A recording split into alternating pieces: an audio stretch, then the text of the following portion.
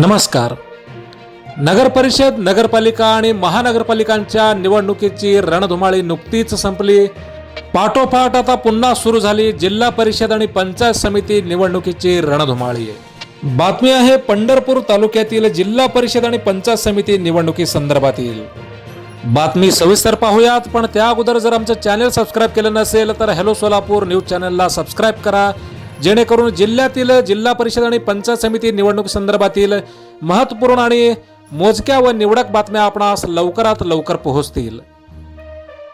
जिल्हा परिषद आणि पंचायत समिती निवडणुकीसाठी उमेदवारी अर्ज दाखल करण्यासाठी प्रक्रिया सुरू झाली आहे। त्यामुळे सर्वच राजकीय पक्षाकडून उमेदवार निवडीसाठी गतिमान हालचाली सुरू झाल्या आहेत। भाजपचे माजी आमदार प्रशांत परिचारक हे गेल्या 2 दिवसापासून पंढरपूर तालुक्यातील जिल्हा परिषद गटातील गावांना भेटी देऊन इच्छुकांच्या मुलाखती घेत मते जाणून घेत आहेत। तर आमदार समाधान आवताडे यांनी शुक्रवारी पंढरपुरातील इच्छुकांना मंगळवेढ्यात बोलावून चर्चा केली। त्यामुळे हे दोघे एकत्र लढणार की वेगवेगळे लढणार याविषयी चर्चा सध्या सुरू आहे। आजी माजी आमदारांच्या संघर्षात नगरपालिकेतील सत्ता गेली। वास्तविक पाहता पंढरपूर शहरासह तालुक्यात माजी आमदार प्रशांत परिचारक गट सक्षम आहे। मात्र 2 वेळा विधानसभेला निवडून आलेल्या समाधान आवताडेंना मानणारा वर्ग देखील मोठा आहे। आता जिल्हा परिषद आणि पंचायत समिती निवडणुकीतही नगर परिषद निवडणुकीप्रमाणे फटका बसत समर्थक कार्यकर्ते दुरावू नयेत याची खबरदारी आमदार आवताडे हे घेताना दिसत आहेत।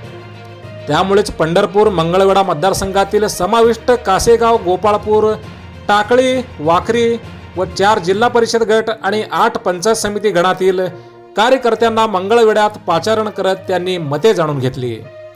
मागील निवडणुकीत स्वबळावर 7 जिल्हा परिषद व 14 पंचायत समिती गण जिंकत निर्विवाद सत्ता मिळवणारा परिचारक गट यावेळी त्याच ताकदीने मैदानात उतरणार असल्याचे संकेत आहेत।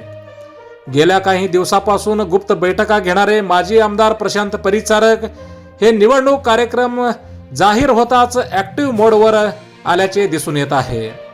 आमदार समाधान आवताडे यांच्यासाठी विधानसभा निवडणुकीतून माघार घेताना पंढरपूर तालुक्याच्या राजकारणात हस्तक्षेप न करण्याचा शब्द परिचारकांनी घेतल्याची चर्चा कार्यकर्त्यांमध्ये आहे आणि त्यामुळेच आमदार समाधान आवताडेंची इच्छा असूनही आपल्या समर्थकांना न्याय देऊ शकत नसल्याची भावना कार्यकर्त्यांमध्ये आहे।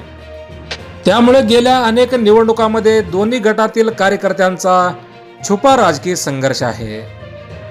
संपूर्ण तालुक्याच्या नजरा आता जिल्हा परिषद आणि पंचायत समिती निवडणुकीकडे लागले आहेत। महानगरपालिकाप्रमाणेच राज्यातील जिल्हा परिषद व पंचायत समित्या निवडणुका देखील चुरशीच्या होण्याची शक्यता वर्तवण्यात येत आहे। जिल्हा परिषद आणि पंचायत समिती निवडणुकी संदर्भातील मोजक्या व निवडक बातम्या पाहण्यासाठी सबस्क्राइब करा हॅलो सोलापूर न्यूज चॅनल। धन्यवाद।